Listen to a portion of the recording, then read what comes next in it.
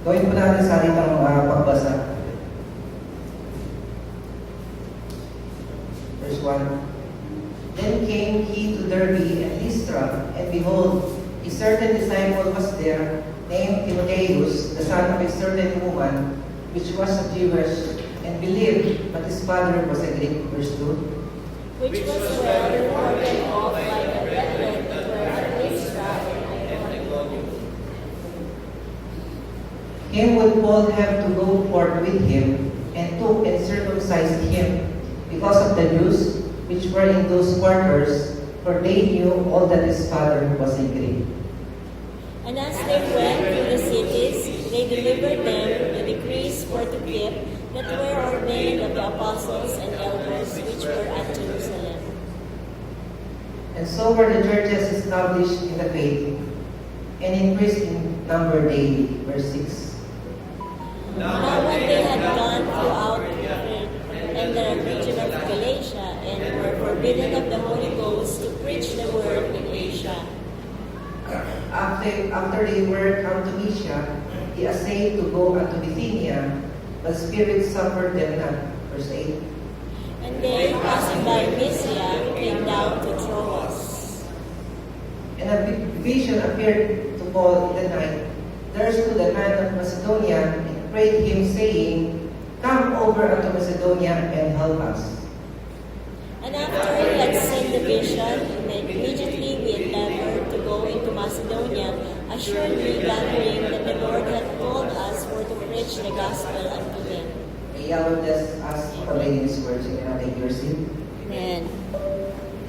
The title of the message that I would like to share with you this afternoon is, How do we understand or discern the will of Yahweh? Paano ba natin maunawaan or malalaman ang kalooban ng ating Panginoon? Now, there was a certain preacher who received a call from another church. Siya po ay nakatanggap ng isang tawag mula sa isang church. At ang sabi sa kanya, umalis ka dyan sa church mo at dodoblehin namin. Hindi ng doble. Gagawin namin ng 4 na beses, 4 times na magiging sweldo ng pastor. Ang sagot ng pastor, I'll pray about it. Kasi spiritual man siya. So he fasted and prayed about the offer. Ngayon, kung kanyang kasama pastor na kaibigan niya, tinanong ngayon yung anak, Hey, do you know what your dad is going to the offer? Alam mo ba kung ano yung decision ng tatay mo? Anong sagot ng bata? Dad is still praying, but my mom is already packing our things. Apat na beses ba na nagdodoble din yung sahod ng pastor? Now, the question is, how does a person discern the will of Yahweh for their life? For some people, it is a matter of prayer, but for others, it becomes a matter of money. And many times, if we are honest, money speaks louder than Yahweh. Madalas kapatid, aminin man natin or sa hindi. Para bang mas malakas ang tinig ng pera kaysa sa tinig ng Panginoon. Amen? Many people decided that what they are going to do in life based on their pay scale. Or based on the question, what's in it for me? Or ano ba yung papala ko dyan? Rather than honestly seeking the will of Yahweh. For many people, self becomes more important than Yahweh. But the truth is, every believer should desire to know the will of Yahweh for their life. Because to be the center of Yahweh's will is the best place to be. Now, there's an old Scottish woman who went home to home across the country, selling threads and buttons and laces and shoes. Meron siya nakagirian. Pag dumadaan siya sa handaan sa crossroad, ginagawa niya, hinahagis niya yung stick. Kung saan tumuro yung stick, doon siya pupunta. Kung tumuro ng kanan or kaliwa. Tumuro ng kanan, hinagis niya. Inampot niya, hinagis niya ulit.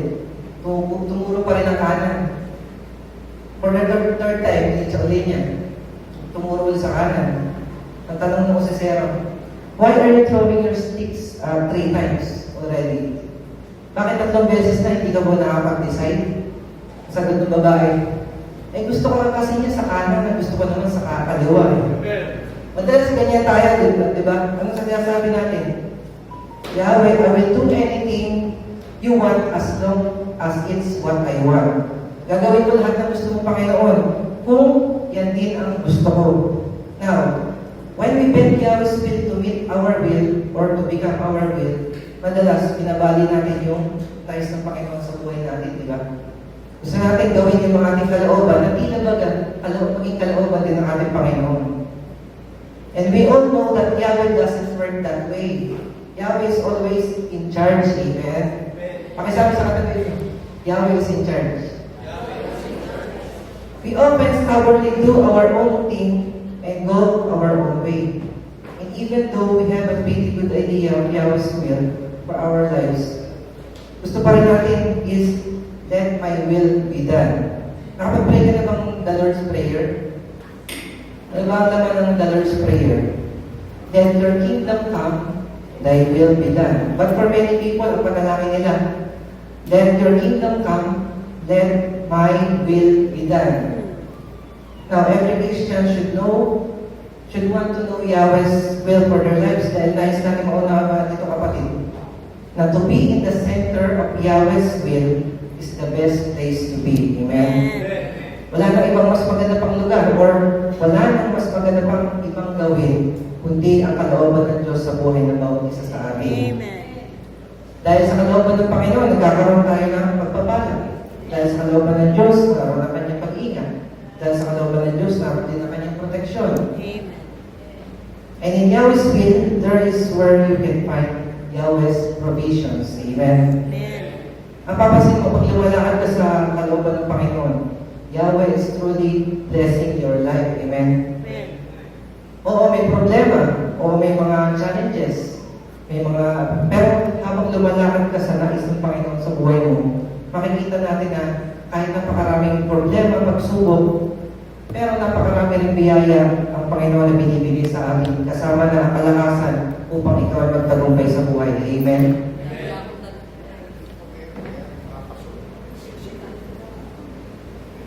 Okay, now the question is this. What is Yahweh's will for my life? Have you ever asked that question? Natanong mo na ba sa sarili mo yan? Ano ba yung kalooban ng Panginoon para sa akin? All of us should want to know the answer to this question. What does Yahweh wants to do in life? Where does Yahweh wants me to live? Where should I go to college? If so, what college? Should I change jobs? Should I resign from my work and transfer to another job? Should I make this trip or not? What should I do with my financial situations? And the questions go on and on and on. Yahweh promises for that He will direct us. Pangako ng Panginoon, di ba, na tayo didirect niya, gagawin niya tayo. He will direct us if we will seek His guidance in our life. Ang sabi sa Bible sa Proverbs 3, verse 5 and 6. Ayan, nabisado natin lahat yan. Trust in Yahweh with all your heart, not on your own understanding. In all your ways, acknowledge Him, and He will direct your path. Sabi niyan, in all your ways, acknowledge Him. That means, check with Yahweh before you do anything. Amen? It means, bago ka magpasya, bago ka umakbang, tanongin mo muna, siyasatin mo muna yung Panginoon. Pray about every decisions in your life. Ask Yahweh's wisdom and direction in your life. Remember, Yahweh, He is Yahweh, He is in charge. He knows all and He knows everything. Kasi tayo pag nag-decision tayo, diba, sometimes we are being driven by emotions. Sometimes we are being driven by what we think is right. Pero sa Bible, kapatid, sabi sa Bible, ang talino natin limitado lang. Wala kang dapat na tanungin when it comes in your life, walang iba kundi ang ating Panginoon. Bakit? Kasi alam ng Panginoon ang mga darating pang bukas sa buhay ng bawat isa sa atin. Amen. Even in your business, even in your job, in every aspect of your life, check it out with Yahweh first. Amen. Kaya sabi nga sa katabi mo, tanungin mo muna si Yahweh. And listen, Yahweh, He has all the answers at never pang pumali ang Panginoon. Amen. Now, alam niyo kapatid, kasi maaaring nakakatuwa minsan, di ba? Na parang old school ang ating Panginoon. Saan ka ba nakakita ng lalaban ng gera? Kaya Toroto. Di ba? Saan ka ba nakakita ng lalaban ng gera? Kakanta ka lang. Praise and worship. Yung mga tiga praise and worship dito, kahit ba kayo, lalaban kayo sa gera. Wala kayong gagawin, wala kayong espada na. Kakanta lang. Pero alam mo at alam ko, ang katotohanan, when they follow Yahweh Christ upon their lives, sila nagkakaroon ng katagumpayan sa kanilang mga buhay. Amen. Sa umaga nito, pag-aaralan natin, paano ba malalaman ang kalooban ng Panginoon? Sa kabuuan buhay, malalaman natin, how are we going to understand the will of Yahweh in our life? Now, in seeking Yahweh's will for our lives, there are two mistakes na laging kinukumit ng mga tao or kahit natin mga mananampalataya. Una, iniisip kasi natin that there is a popular idea that Yahweh has every detail of our lives pre-arranged. It is the idea that we are not free will agents, that we have no freedom of choice in life. Marami ang tingin sa kanila sarili ay robot na walang sariling pagpapasya. When people believe that Yahweh caused everything that happens in life, sabi nila, lahat na lang si Yahweh ang dahilan sa mablayo kasi arrange na yun ng Panginoon. Tama, mali. Sige, total tayo naman dito eh. Yung ganitong prinsipyo ba na sinasabi mo na, kaya ako sumablay kasi arrange na yung Panginoon, pre-arrange na yung tama o mali. Sino dito nasabi tama, taas ang kamay? Sino dito sasabing mali, taas ang kamay? Mali naman. Sino po dito wala mapalagay? Masala lang marami, wala lang. Yun po kasi paniwala ng iba. If Yahweh has control of everything in our lives, then why are we making so mistakes? Naisip mo ba yun? Why do we sin so much? Ba't ba tayo nagkakasala pa? O kaya, ang kalooban ng Panginoon, di ba sabi niya, lumakad tayo sa banal, amen? Lumakad tayo ng ayon sa kanyang salita, amen? If it's Yahweh's will for us to live a long, holy life, bakit ba tayo nagkakasala? Pwede mong sabihin, itong laktin tayo ng Panginoon para magkasala? No. Yung bang pagkakasala natin, pre-arrange na ng Panginoon? No. Hindi din. Why? It's because Yahweh doesn't control everything we do and say. Tandaan mo, we are free will agents. Sabihin mo nga, free will agents. Free will agents. Ano po yung sabihin niya? Yahweh has given us the freedom to choose in life. Meron ng kapangyarihan magpasya at pumili. Karamihan po sa atin, alam na may tatlong kanto na daan para makarating ka dito sa church, right? Galing dyan sa highway na pwede nating daanan. Na pwede mo kayabangan na alam mo ay 4 o 5. Kaso alam mo 3 lang. Ano po ibig sabihin? Pag pupunta po ako dito, meron po ako kapangyarihan pumili kung saan ko gusto dumaan. As long as makarating ako dito sa church. Kanina, pinili ko dumaan kami dito sa may kanto na merong car wash. Kasi dito, masyadong maraming sasakyan. Meron akong kapangyarihan pumili. I have the freedom to choose. We have the freedom to choose. However, bagaman, meron kang kapangyarihan pumili, Yahweh does have a preference as to what we do in life. And that's we're supposed to discern or discover. Bagaman meron kang sariling pagpapasya, pero may standard ng ating Panginoon. Amen. May guidance si Yahweh, may preference ang ating Panginoon. Hindi ka lang basta binigyan niya kapangyarihan pumili, pero dapat meron kang considerations na iniisip. Amen. So sa pipili mong desisyon, kailangan nakabasa ito sa salita ng Panginoon.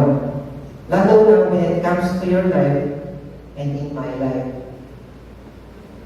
We have the power to choose. Free will agent ka, hindi ka robot.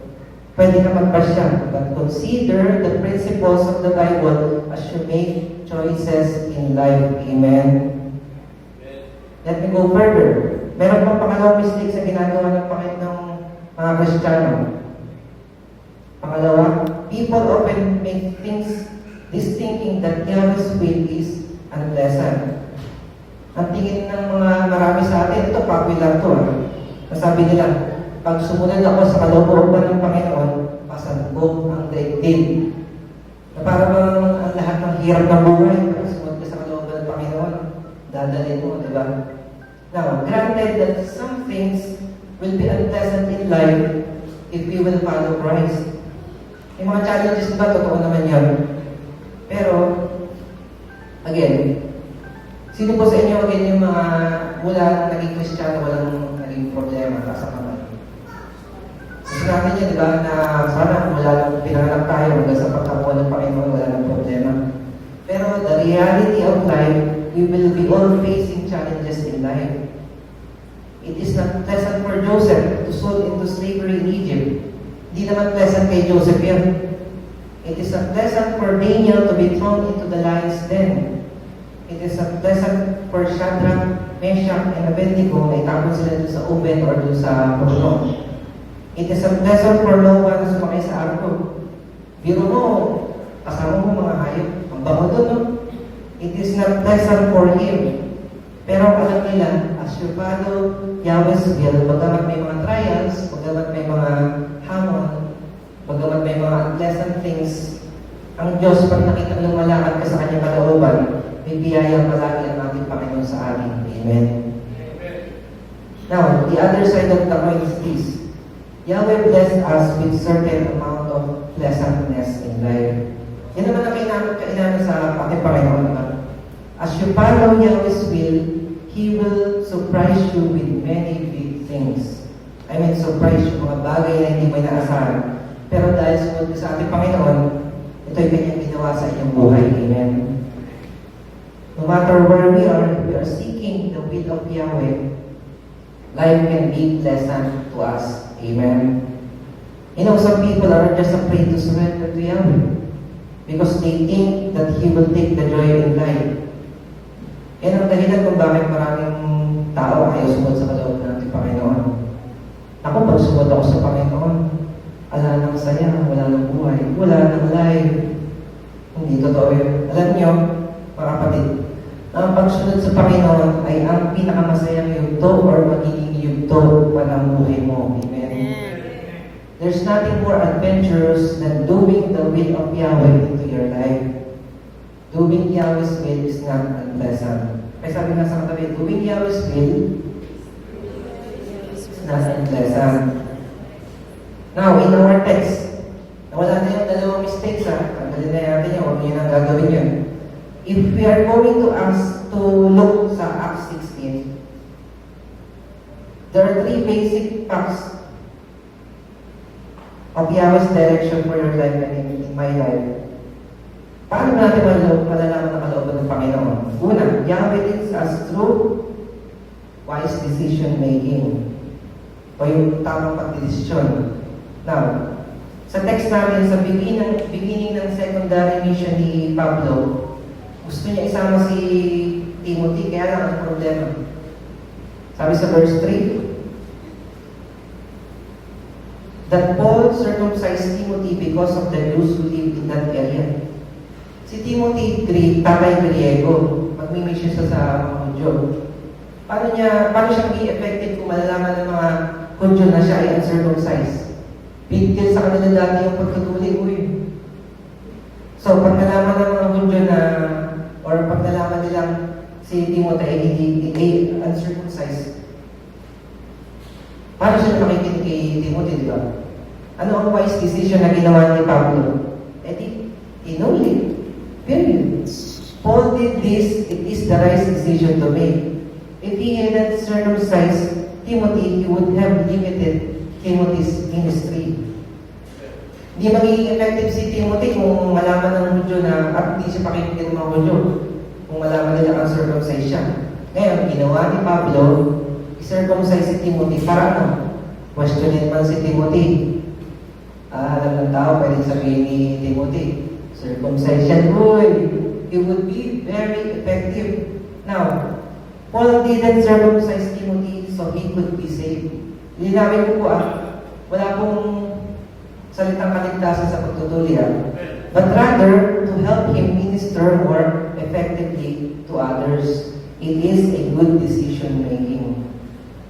Una, Yahweh usually lead us through wise decision making or yung tamang pagdidesisyon. That's the reason why Yahweh has given us very good brains, di ba? Para gamitin natin. Paano ko na malalaman kung tama talaga yung magiging desisyon ko? Alam mo, ganito na lang. Pag ayaw sa salita ng Panginoon, gawin mo. Pero pag hindi ayaw sa salita ng Panginoon, hindi huwag gawin. Papasok ba ako sa negosyo to? Gusto ko sana magkaroon ng sarili kong off-track wedding. Alam mo mali, alam mo illegal, mag-negosyo ka ng video karera, di ba? No, magkaroon tayo ng wise decision making. Yahweh already gave us standards. Ito lang base ng buhay kapatid. Pagkaliwa sa sinasabi ng salita ng Panginoon, huwag mong gawin. Amen. This is the best kind of decision making. Kahit pa sinasabi nila na gawin mo, gawin mo, gawin mo. If it's not in accordance to Yahweh's will or word, you don't do it. Amen. Now, there was a story about a man who was living in low-lying area near the river. Nagkaroon ng matinding bagyo at meron dyan na pumunta, sabi sa kanya, "This place is to be flooded. You need to get out of here."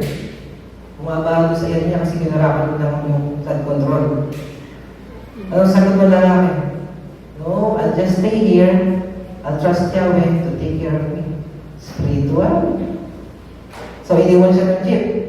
Nandun lang siya sa kanyang tumba-tumba or rocking chair. Habang tumataas yung tubig. May dumating na bangka. Sabi sa kanya nung nasa bangka, "Man, you need to get out of here. The water is getting higher and higher." The man replied sa kanyang tumba-tumba, "Oh, I'll be okay. Yahweh will take care of me. Will save me. I'm trusting Yahweh." Ang sabi niya.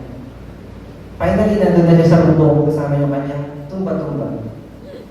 Meron dumating na helicopter. Sabi nila sa helicopter, "Man, you can stay here. Come, I'll rescue you. You will die here." Nung sabi ng lalaki, "No, I'll stay here. Yahweh will take care of me." To make the long story short, nadulod siya. At napunta naman siya sa langit. Christian naman pala. Kaya sa langit. Nung nakita sila ng Panginoon, sabi niya, "Panginoon, bakit mo naman ako hindi niligtas? Tatampo ko sa'yo." Actually, Panginoon, masama ang loob ko, pero mo, pinagyayabang kita na you will take care of me. Nalunod ako. Ang sagot ng Panginoon sa kanya, "Pinadala kita ng jeep, pinadala kita ng bangka, nagpadala pa ako ng helicopter. Ano pang gusto mo?" Amen. Nag-gets mo? Yes po. Amen. Sometimes Yahweh is leading us so many times. So many times, Yahweh is already leading us on what decision to make. Amen. Ang kailangan lang natin ay gamitin ang ating pangalawa, meron ka bang dapat pagdesisyonan? Baka naman pwede simulan mo na isipin. Pangalawa, Yahweh leads us through circumstances. Leads us or leads through circumstances. I do believe that Yahweh leads through certain circumstances. Maybe there are circumstances in your life na pinararanas ng Panginoon upang you will take decision. Upang ikaw gumawa ng pagpapasya. Now, in Acts 16, verse 6, sabi ni Paul, "Kept by the Holy Spirit from preaching the word in the province of Asia." At this point, si Pablo kaya niya pumunta kahit saan man niya gusto pumunta. Pero sa pagkakataong ito, pinipigilan siya ng Panginoon na pumunta sa dun sa gusto niyang puntahan. Bakit? Sabi dito, the Bible says that the Holy Spirit was hindering him. So dahil sa pangyayari na naging bukas kay Pablo, ayaw ng Panginoon na pumunta si Pablo doon sa lugar na yun, kaya pinipigilan siya. May circumstances sa mga buhay natin, and maybe circumstances are the things that Yahweh is using to speak to us. Be sensitive about them. Amen. Sabi nila na literal daw na binubulungan ng Holy Spirit sa Paul. Paul, huwag kang pumunta dyan. Maganda sana yun yung sana ganyan buhay natin. Tingin nyo gaganda yung buhay natin kung lagi tayo binubulungan ng Panginoon. Dito, kanan. Parang ways lang. No? Turn right. Turn right. Ganda sana ganun, no? Pero hindi ganun yung buhay natin. Alam mo, there's a good possibility that Paul encountered a series of closed doors. Is being rejected. In His circumstances, piniprevent ng Panginoon kasi mayroong mas magandang lugar na pinapupuntahan ng Panginoon sa kanya. Now, in your life and in my life, there may be certain circumstances that Yahweh is hindering us. May mga plano ka, bakit kaya hindi natutuloy? Masabihin mo, ang hirap na, ba't kaya hindi mangyari? Baka meron naman kasing pinapupuntahan or pinagagawa sa iyo, Panginoon, di ba? Baka hindi ka na pala pang-empleyado, ikaw pala ay pang-employer. Wow. Baka hindi ka naman pala tinawag, di ba, na para magtinda ng balot, di ba? Mas big time pa lang kalooban sa iyo ng Panginoon. Pilit ka ng pilit. Kaya nga binigyan ka sa circumstansya ng Panginoon para makita mo na may mas maganda para sa iyo. Amen? Ito, meron kang papasukin negosyo. Kung papasukin mong negosyo, yung mga investments din na yan, diba? Papunta ka pa lang doon sa opisina nila, narinig mo, nabalitaan mo na, narinig mo sa radyo, sa isip sa radyo. Narinig mo, may nalo mo. Ay, hindi ba yan? Pagbukas mo ng dyaryo, nabasa mo, may nalo mo. Ibig sabihin, kinakausap ka na ng Panginoon, di ba? May circumstances na si Yahweh. Maging sensitive ka na. Makinig dahil ayaw ng Panginoon na mapahama ka. Amen. Huwag mong ipilit. Sometimes, sa alam mo kapatid, hindi natin namamalayan na yung mga alam ng Panginoon is ultimately yes. Kasi alam niya kung ano yung makakabuti para sa buhay natin. Amen. Kaya minsan, huwag kasama ang loob natin pagka sinabi ng Yahweh na no. May isang kwento, ito totoo talaga nangyari ito. Kung ikaw ay mahilig sa history, kilala mo ito. Ang pangalan niya ay si Wallace Johnson. Si Wallace Johnson, he was 40 years old. Siya ay nagtatrabaho sa sawmill. Yung putulan ng kahoy, yung sawmill. Isang araw, sinabi sa kanya ng boss, "You're fired." Ako, very depressed si Wallace Johnson, discouraged siya.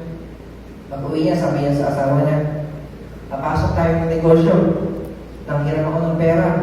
At yung life savings natin, i-invest natin doon. Tatayo tayo ng apartheid. O yung mga maliit na rooms, traveler's inns." To make the long story short, after 5 years, he became a multi-millionaire. Si Wallace Johnson, siya lang naman yung nagsimula ng holiday inn. Pilit siya ng pilit na magtrabaho sa sawmill. Hindi pala yung nakalooban sa kanya ng Panginoon. Now, sa mga buhay natin, maaaring natanggal ka sa trabaho, na-depress ka, nalumbay ka, kung ano-ano yung nararamdaman mo. Maybe that is Yahweh's way for you to understand His direction in your life. Maaaring ililipat ka pala niya ng trabaho or negosyo. Maaaring yung pagkakataon yan ay para mag-improve ka sa sarili mo. Amen? Pakisabi na sa katabi mo, circumstances. Now, last but not the least, paano ba tayo ginagawa ni Yahweh? Yahweh also lead us through confirmation of the Holy Spirit and the people around us.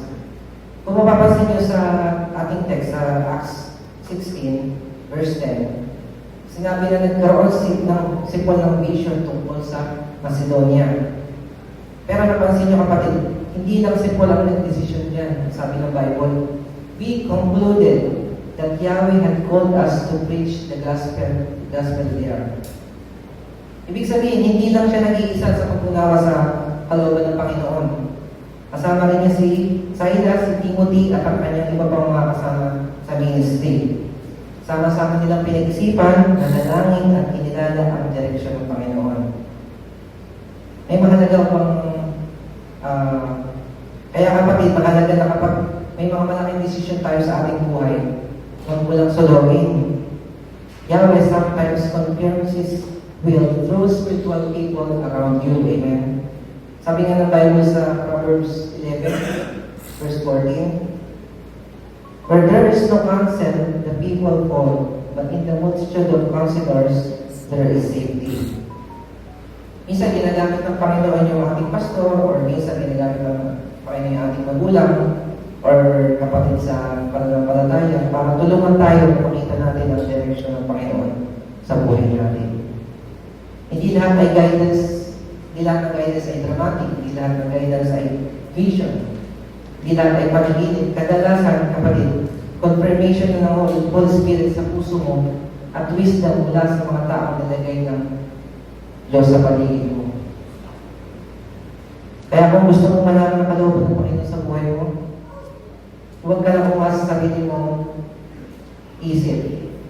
Seek Yahweh, listen to the Holy Spirit, and be willing to receive spiritual counsels. At pag ginawa natin ito mga kapatid, makikita mo na tunay nga na ginagabayan ka ng Panginoon sa bawat hakbang ng iyong buhay. Let's all stand up and let's pray. Our gracious God and Heavenly Father, this afternoon, we would like to thank you once again for giving us this opportunity to listen to your words. I pray that you would continue to speak to us.